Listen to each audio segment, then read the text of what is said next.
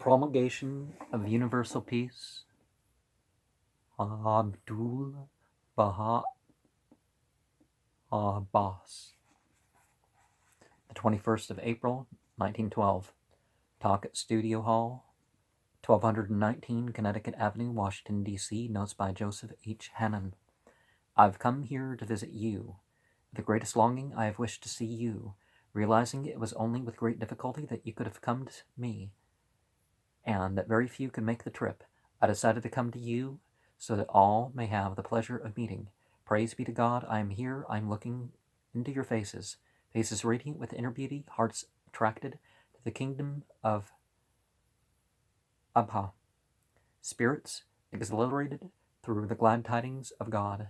Therefore, I have experienced the greatest possible happiness, and surely this happiness must be mutual, for the hearts are connected with each other and are filled with the same vibration. The flames and the light of love are reflected in all. Spiritual susceptibilities and heart longings fill the heart. If we should offer 100,000 thanksgivings every moment to the threshold of God for this love which has blended the Orient and the Occident, we would fail to express our gratitude sufficiently.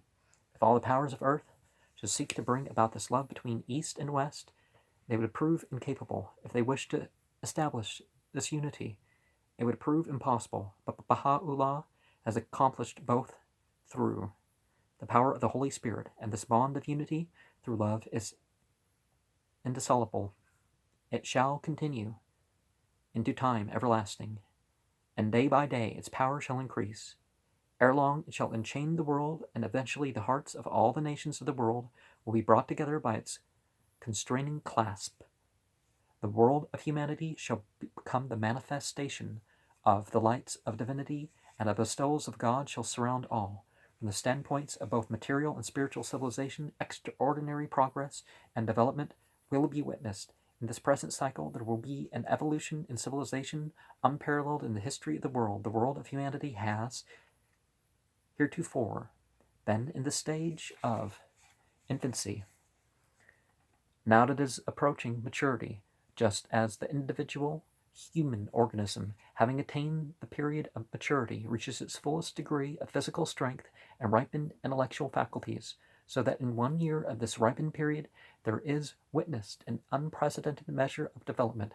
Likewise, the world of humanity, in this cycle of its completeness and consummation, will realize immeasurable upward progress, and that the power of accomplishment whereof each individual human reality is the depository of God, that outworking universal spirit, like the intellectual faculty, will reveal itself in infinite degrees of perfection.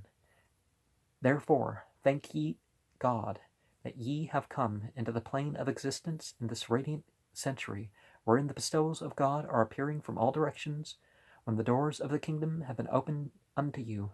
The call of God is being raised, and the virtues of the human world are in the process of unfoldment. The day has come when all darkness is to be dispelled, and the sun of truth will shine forth radiantly. The time of the world may be likened to the equinoctial in the annual cycle. For verily this is the spring season of God. In the holy books, a promise is given that the springtime of God shall make itself manifest. Jerusalem, the holy city, shall descend from heaven. Zion shall leap forth and dance, and the Holy Land shall be submerged in the ocean of divine effulgence. Now let's remember that Zion does not mean a particular land or a particular citadel or anything like that. It's the shining example.